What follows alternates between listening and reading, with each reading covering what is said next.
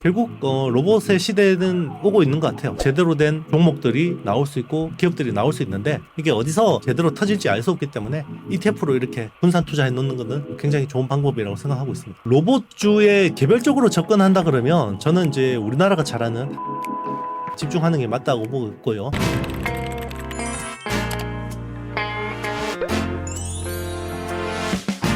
아나운서가 소개하고 아재가 분석하는 아이템. 아이템. 와, 안녕하세요. 네, 오늘은 또 우리 저의 짝꿍 송혜민 아나운서가 없습니다. 요즘에 행사 뛰느라고. 네, 그렇죠. 행사가 많으면 좋습니다, 여러분. 그렇죠. 오늘은 제가 2인분 같은 1인분으로 잘 해보도록 하겠습니다. 여러분 요즘에 시장이 녹록지 않습니다. 그렇죠. 연일 신저가를 경신하고 있는데요. 많이 힘듭니다. 요즘 시장이 너무 빠져서 이렇게 이제 코스피 2000이 무너지는 거 아니냐 이렇게 이제 우려가 나오는데 급락이 지속되는 원인이 뭘까라고 보면 결국은 미국 경기가 너무 좋은 것 같습니다. 빠그라져야지 금리가 더 이상 올릴 수 없는 타이밍이 올 텐데 미국을 제외한 대다수의 국가들에 비해서 미국의 경기가 너무 탄탄하다 보니까 특히나 고용지표들이 생각보다 잘 버티고 있죠. 그러다 보니까 연준에서 금리를 인상할 수 있는 룸이 있는 것 같습니다.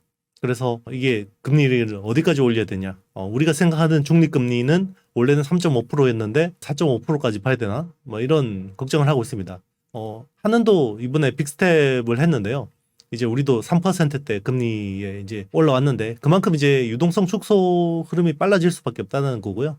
그게 결국 이제 주식시장, 가장 민감한 주식시장에 영향을 미치고 있는 것 같습니다. 제발 부동산은 버텨줬으면 좋겠는데, 이게 정말 이러다가 부동산 경기까지 건드리면 아주 심각해질 수도 있죠. 그때가 되면 진짜 2000이라는 지수가 빠질 수도 있는데요. 지금은 뭐 아무도 알 수 없죠.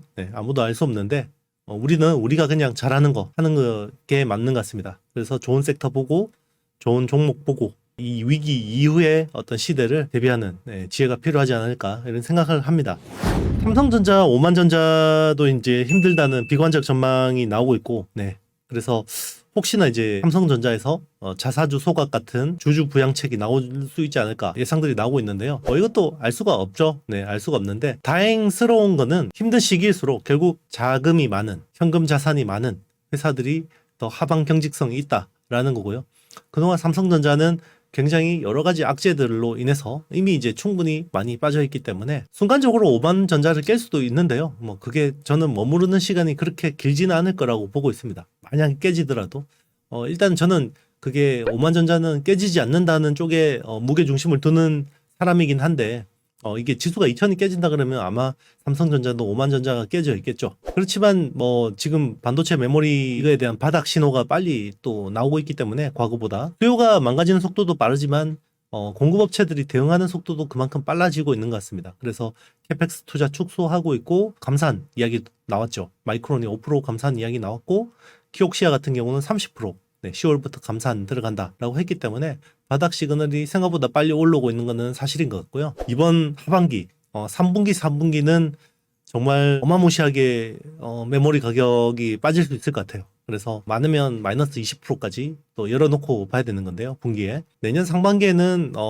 하락폭이 좀 축소되고 좀 수급이 매칭되면서 다시 좀 반등할 수 있지 않을까 이런 기대감을 가지고 있습니다. 그러면 주가라는 거는 특히나 메모리 주가는 6개월, 9개월 선행해서 반영돼 버리기 때문에 올 하반기도 충분히 반등할 수 있다라는 뷰거든요. 뭐그는 아무도 알 수 없는데 어쨌든 그거는 예측의 영역이라기보다는 대응의 영역으로 열어두시는 게 좋을 것 같습니다. 그래서 잘 대응하시길 바라겠습니다. 자, 오늘은 이제 본 주제는요 테슬라 이야기입니다. 최근에 이제 그 AI 데이를 통해서 옵티머스 봇을 이제 공개를 했는데요. 실망스럽다는 반응하고 좋았다라는 반응하고 이게 정말 팽팽한 것 같아요. 이게 항상 테슬라라는 회사 그리고 일론 머스크라는 CEO에 대해서는 정말 호불호가 분명한 것 같긴 합니다. 그래서 저는 뭐 어떻게 보냐, 저는 이제 약간 좀 긍정적으로 보는 시각입니다. 일단은 옵티머스라는 뭐 로봇 자체가 이번에 나온 시제품이 그렇게 만족스러운 수준은 아니었지만 개선 속도를 봐야 되는 거라고 생각해요. 사실 이게 컨셉이 나온 게 작년이잖아요. 사람이 쫄쫄이 타이즈 입고 나와가지고 로봇 행사하면서 나와가지고 그거 진짜 몇 개월 만에 이렇게 이 정도의 시제품을 내놓은 거거든요. 그리고 이 설명이 되게 좋았어요. 2만 달러대의 휴머노이드 로봇을 내놓겠다라는 이제 야심찬 포부인데 그거는 표준화, 범용화, 단순화, 효율화라고 압축할 수 있을 것 같아요. 그러니까 지금 나오는 로봇들 뭐 보스턴 다이내믹스의 아틀라스 같은 로봇들은 정말 뭐 덤블링 넘고 정말 완성도 높죠. 그렇지만 이게 대량 생산에서는 항상 이게 허들이 있잖아요. 근데 테슬라는 거기에 대해서 극복할 수 있는 방법들을 제시를 해줬습니다. 중요한 거는 로봇에는 굉장히 많은 액추에이터들과 감속기가 관절에 들어갔는데 이런 것들을 최적의 포인트를 찾아서 최적의 가격으로 표준화해서 내놓겠다라는 게 이제 테슬라의 전략이거든요. 이거는 이제 테슬라 전기차에서도 흔히 볼 수 있는 전략이긴 합니다. 이제 테슬라 모델 S하고 모델 3하고는 같은 플랫폼에서 생산되거든요. 그렇기 때문에 굉장히 생산 효율화를 성공할 수 있었던 거고 모델 X하고 모델 Y도 같은 플랫폼에서 생산되는 거죠. 그런 것들을 통해서 부품을 공동으로 쓰고 범용화해서 제조 코스트를 떨어뜨리는 것은 이제 테슬라가 그동안에 어떻게 보면 성공했던 경험이고 성공의 방정식이었거든요. 그걸 로봇에도 그대로 하겠다라는 거죠. 아틀라스 같은 로봇은 뛰어나지만 이게 제조 가격이 너무 비싸다 보니까 아틀라스에 다리 하나 만들 가격으로 그냥 테슬라 옵티머스를 만들 수 있다라는 것은 굉장히 매력적인 거죠. 그리고 풀 셀프 드라이빙 칩이 이제 두뇌로 장착이 됐습니다. 보통 기존의 휴머노이드 로봇들은 두뇌가 없죠. 그냥 클라우드에 두뇌가 있는 거고 이걸 가지고 이제 제어를 하는 건데 옵티머스는 FSD 칩이 AI 칩이 내장이 돼 있고 테슬라의 OTA, 오브 디 에어 프로그래밍으로 계속해서 펌웨어로 업데이트를 하면서 소프트웨어적이나 하드웨어적으로 계속해서 개선을 하는 거죠. 그게 이제 도조 시스템이라고 그러죠. 중앙에 있는 슈퍼컴퓨터하고 디바이스가 계속해서 통신하면서 개선을 하는 것들인데요. 이게 주행을 하다 보면 로봇이 계속 걸어 다니다 보면 여러 가지 빅데이터들이 나오겠죠. 그걸 또 클라우드에 싸주고 그 클라우드에서 최적의 또 어떤 움직임에 대한 지금은 굉장히 어떻게 보면 움직임이 약간 어정쩡하잖아요. 그런 것들이 점점 더 사람에 가깝게 로봇이 최적화될 수 있도록 걸음걸이라든지 무게중심 이동이라든지 이런 것들이 계속 바뀌게 될 거고요. 그런 거를 통해서 뭐 액추에이터나 이런 것들도 제어들도 계속해서 개선이 되는 거죠. 이런 것들은 굉장히 어떻게 보면 무서운 결과일 수도 있어요. 이번에 일론 머스크가 이 옵티머스 소개할 때 정말 웃음기가 싹 빠졌었거든요. 누군가는 이 일을 해야 된다면 테슬라가 이걸 하는 게 맞다라고 생각하고 그리고 테슬라는 주식회사이기 때문에 주주들이 테슬라를 제어할 수 있다. 라고 이야기했거든요. 정말 영화 터미네이터에서 스카이넷 떠올리게 하는 것들인데요. 매트릭스에서 이제 정말 기계가 세상을 장악하는 그런 무서운 어떤 디스토피아적인 세계관을 이야기하는 걸 수도 있지만 결국 이제 옵티머스라는 로봇의 잠재력이나 임팩트가 이 사회적으로 미치는 영향이 크다라는 거죠. 일단 우선적으로는 테슬라 기가팩토리에 옵티머스가 적용이 돼서 단순히 부품 나르는 일을 하게 될 겁니다. 그렇지만 그런 것들을 하다 보면 또 빅데이터가 쌓여서 점점 더 개선된 사람에 가까운 일들을 점점 더 많이 하게 될 거고 그런 것들은 이제 사람의 노동력을 대체하게 되는 거죠. 당장은 이 로봇 구입 비용이나 이런 것들이 더 비쌀 수 있지만 결국은 계속해서 도조 시스템을 통해서 개선하다 보면 결국 사람의 코스트를 넘어서는 BP를 넘어서는 순간이 올 거고 그때부터는 정말 이제 사람의 노동력이 로봇의 노동력을 이길 수 없는 그런 순간이 올지도 모르겠습니다. 이제 그런 부분에서 테슬라의 옵티머스를 단순히 저 정도의 완성도라고 해서 폄하할 건 아닌 것 같아요. 그 속도를 봐야 된다고 생각합니다. 주식도 그렇잖아요. 이게 실적의 개선 속도가 중요하지 이 절대의 양보다는 속도가 중요한 것 같습니다. 테슬라가 이제 로봇 제작을 선언한 배경에는요, 이제 결국은 일론 머스크가 하고 싶은 일은 그런 거죠. 이제 이게 2030년까지 2천만 대 전기차를 생산하는 게 목표인데 세계 곳곳에 기가팩토리들이 만들어져야 되는 거고 거기에 굉장히 많은 노동 인력들이 필요하겠죠. 그렇지만 이제 일론 머스크는 일단 노조에 대해서 굉장히 부정적이고요. 쉬지 않고 일하는 사람을 굉장히 좋아합니다. 그래서 예전에 채용할 때도 집이 멀리 떨어져 있거나 여자친구가 없는 사람들을 주로 채용을 했습니다. 왜냐면 야근할 수 있거든요. 네. 그리고 본인이 이렇게 이제 회사에다가 이렇게 라쿠라코 침대 같은 거 갖다 놓고 야근하는 걸 좋아하기 때문에 실제로 라쿠라코 침대를 썼다는 말은 아니에요. 네. 그냥 이제 야전 침대 갖다 놓고 정말 자기가 어떤 문제, 과거에 이제 테슬라가 생산 지옥을 겪을 때 그때 진짜 야전 사령관처럼 회사에서 붙박이처럼 있다가 문제를 해결하긴 했거든요. 직원들한테도 그런 것들을 요구한다는 거죠. 그런데 사람이라는 게 그런 것들을 다 할 수가 없잖아요. 뭐 어떤 사람들은 아주 일부의 사람들은 할 수 있지만 대다수 사람들은 그런 스트레스와 업무 강도를 견딜 수가 없는데요. 그래서 일론 머스크는 로봇을 좋아하는 거죠. 네. 로봇은 주 7일 일하고 24시간 일하는 거죠. 쉬지 않아도 됩니다. 네, 충전만 하면 되는 거죠. 그런 것들을 보면 굉장히 좀 비인간적이긴 한 것 같은데요.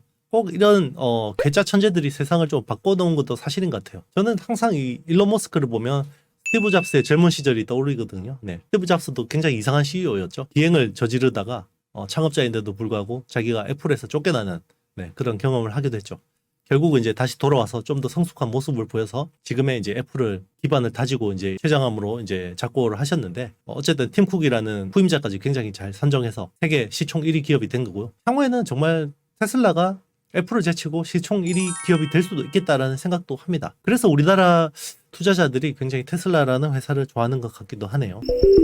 민간 도우미 역할을 하고 공장 노동자로 일하는 이제 그런 이제 실용적인 로봇이 옵티머스인데 2025년 무렵에는 제품화가 가능하다 이야기를 했고 그리고 대당 2만 달러대 가격까지 제시했는데 사실 뭐 일론 머스크의 이야기들이 현실화된 것들이 굉장히 많기는 한데요. 항상 시점은 일론 머스크가 이야기한 것보다 좀 딜레이 되는 경우가 굉장히 많았습니다. 예를 들면 자율주행차 레벨 3를 언제까지 하겠다라고 했는데 사실 아직까지 풀셀프 드라이빙 같은 경우는 레벨 2.5 수준이거든요. 아직까지 핸들을 놓으면 삐삐 소리가 납니다. 그리고 오토파일럿도 아직까지는 핸들을 잡아야 되는 거죠. 레벨 3가 되려면 결국 핸들을 놓을 수 있는 그 정도의 이제 어떤 자유도가 나와야 되는데 아직까지는 안 되고 있는 것도 사실이고요. 그리고 일론 머스크가 25,000달러짜리 전기차 진짜 초저가 전기차를 내놓겠다고 했지만 그것도 뭐 잘 안 나오고 있죠. 물론 이제 이게 글로벌 인플레이션으로 인해서 2차 전지 원재료 가격이 튀어 올라서 그런 측면도 있지만 항상 이제 일론 머스크가 이야기하는 것보다는 늦게지만 그런데 항상 되더라는 거죠. 네. 항상 됐고 정말 새로운 세상을 만드는데 큰 역할을 했다라는 거죠. 사실 예전에 스페이스X 우주선 쏘고 발사체 재활용해서 쓰겠다 그랬을 때 사람들이 다 웃었죠. 전기차 내놓는다 그랬을 때 다들 웃었습니다. 그렇지만 결국 다 현실화됐고 이번 러시아 우크라이나 전쟁에서 스타링크 프로젝트가 얼마나 큰 역할을 하는지 우리 전쟁의 결과를 통해서 여러분들은 이 목도를 하고 계신 거고요. 항상 그런 식으로 세상이 나은 방향으로 가고 있다라고 믿고 있는데 정말 매트릭스 생각하면 좀 무섭기도 합니다. 저도. 일론 머스크가 결국 또 트위터를 재인수하겠다라고 이제 이야기를 했는데요. 또 모르죠. 이 변덕스러운 CEO가 저번에도 인수한다 그랬다가 이제 갑자기 드롭해버리기도 했는데 뭐 일단은 지금 가격이 굉장히 많이 떨어져 있기 때문에 인수 가격은 매력적일 테지만 테슬라 주가도 그만큼 빠졌기 때문에 좋은 건지 나쁜 건지는 정확하게 모르겠습니다만은 트위터에 대해서 관심이 많은 건 사실인 것 같아요. 그래서 항상 트위터 인수에 관심이 많고 그리고 이 트위터를 활용해서 일론 머스크는 좀 더 회사 가치를 키울 수 있다라고 생각하는 것 같습니다. 실제로 일론 머스크 정도의 어떤 영향력과 사업 전략이라 그러면 지금보다 트위터가 좀 더 나아질 것 같긴 한데요. 인수 가능성은 아직까지 좀 반반 정도로 보는 게 맞지 않을까 생각합니다. 그만큼 지금 주식시장 자체가 녹록지 않기 때문에. 그리고 10월에 이제 우리나라에서 로봇 ETF가 이제 최초로 출시가 되죠. 삼성자산에서 이제 출시를 하는 건데요. 그렇죠. 이제 로봇 산업이라는 게 과거에는 사실 테마성이었잖아요. 굉장히 테마에 불과했고 급하게 올랐다가 급하게 또 꺼지기도 하고 이랬는데 지금은 진짜 제대로 된 로봇 시대가 오는 것 같긴 합니다. 여러분 뭐 집에 뭐 로봇 청소기 한 대씩은 다 있을 거고요. 그죠? 이제 그게 서비스 로봇이고 그동안 로봇이라 그러면 다 공장 제조 현장에 있던 로봇들이 대부분이었는데 이제 우리 삶 속으로 하나씩 들어오고 있다는 게 중요한 것 같고요. 휴머노이드 로봇이 각 가정에 한 대씩 배치되는 때가 오면 그 산업적인 파급 효과는 엄청날 거라고 보고 있습니다. 그리고 이제 삼성 같은 경우는 이제 잼스 같은 것들을 통해서 하반신 불구인 분들이 이제 이걸 차기만 하면 걸을 수 있는 그런 마법 같은 그런 것들을 보여주고 있죠. 결국 로봇의 시대는 오고 있는 것 같아요. 그만큼 이제 기술이 많이 발전했고 그리고 이제 그 빅데이터를 취합해서 AI를 고도화할 수 있는 기술들이 많이 개선이 됐고 그리고 네트워크 환경도 워낙 로봇에 활동할 수 있는 이 초저지연 통신이 가능해졌고 그리고 CPND라고 해서 항상 콘텐츠 플랫폼 네트워크 디바이스가 같이 변하는데 그게 이제 로봇을 충분히 운용할 수 있을 정도로 무르익지 않나. 물론 이제 앞으로 더 개선돼야 될 부분들은 많지만 제대로 된 종목들이 나올 수 있고 기업들이 나올 수 있는데 이게 어디서 제대로 터질지 알 수 없기 때문에 ETF로 이렇게 분산 투자해 놓는 거는 굉장히 좋은 방법이라고 생각하고 있습니다. 향후에도 이제 다른 회사에서도 로봇 ETF가 충분히 나올 수 있다고 보고 있어요. 지금 글로벌 로봇 ETF 같은 경우는 굉장히 좀 잘 돌아가고 있거든요.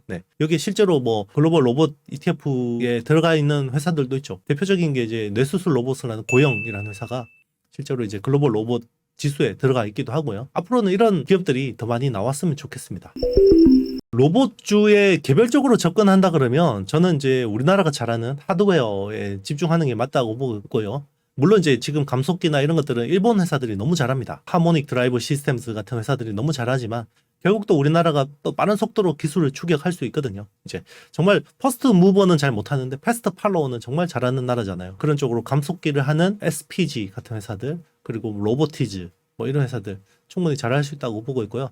주가가 좀 부담스럽긴 한데 레인보우 로보틱스 같은 회사들도 충분히 뭐 경쟁력이 있고요. 여기 이제 개발진들 자체가 이제 카이스트 출신들이고 과거 다르파 프로젝트에서 1등 하기도 한 이제 휴보라는 그 로봇을 개발했던 팀이기도 하기 때문에 충분히 경쟁력이 있다고 보고 있고요. 물론 이제 밸류에이션은 굉장히 부담스럽습니다. 항상 이제 과거 2차 전지 초창기 투자 때처럼 밸류에이션은 부담스러운데 그게 숫자로 찍히기 시작하면 또 이제 달라지는 건데 그게 뭐 2차 전지처럼 될 거냐 안 될 거냐라는 거는 이제 또 알 수가 없는 거죠. 항상 이제 뭐 리스크라는 거는 본인이 리스크 테이킹을 하는 수밖에 없고 이제 거기에 맞게 또 투자를 하는 게 맞을 것 같아요. 그리고 이제 또 테슬라가 뭔가 이 기술에 대해서 방향을 제시한 거는 결국 AI 반도체에 대한 것들을 로봇에서 중요한 게 진짜 AI 반도체라는 것들을 제시해 줬기 때문에 AI 반도체를 구현할 수 있는 관련 제반 기술들이 또 되게 중요할 것 같아요. 뭐 반도체 설계부터 뭐 예를 들면 이제 어드밴스드 패키지, 프로세스 인 메모리가 돼야 되는 거거든요. 그죠? 이 AI라는 건 결국 사람의 뇌를 모방해서 만든 칩이기 때문에 사람의 뇌는 프로세싱과 저장이 같이 있거든요. 그런데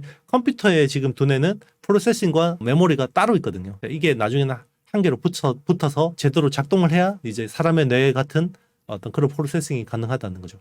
그게 이제 뉴로모픽 반도체가 되는 건데요. 점점 그런 식으로 갈 것 같습니다. 그래서 거기에 관련된 기술이 있는 회사들 주목해서 보시면 좋을 것 같고 어드밴스드 패키징 쪽에서 항상 저는 이제 주목해서 보는 회사는 한미 반도체와 이오테크닉스 같은 회사들을 주목해서 보고 있습니다. 그래서 그게 프로세스 인 메모리를 구현하는 데서 본딩, 커팅, 뭐 레이저 드릴링 같은 기술들을 제공할 수 있기 때문에 이런 회사들을 좀 주목해서 보고 있습니다. 투자의 판단은 여러분들이 잘 해서 하시고요. 네, 제 이야기는 참고만 해주시면 좋을 것 같습니다. 세상이 뭐 망할 것 같은데요. 항상 절망적이죠. 네. 그렇지만 항상 이럴 절망 속에서 항상 또 새로운 싹이 트고 결국은 장미꽃을 피운다라는 것들은 우리 이제 과거 뭐 금융위기, IMF 이런 큰 사이클, 하락 사이클 통해서 경험하셨다고 생각합니다. 그렇기 때문에 태풍이 지나가고 난 다음에 어떤 지평선 너머에 있는 푸른 바다를 생각해 보자고요. 거기서 블루오션을 여러분들은 찾으셨으면 좋겠습니다. 오늘 영상이 마음에 드셨다면요. 좋아요, 구독, 알림, 댓글 많이 남겨주시고요. 다음 시간에는 우리 저의 단짝 송혜민 아나운서와 같이 함께 하도록 하겠습니다. 여러분 안녕.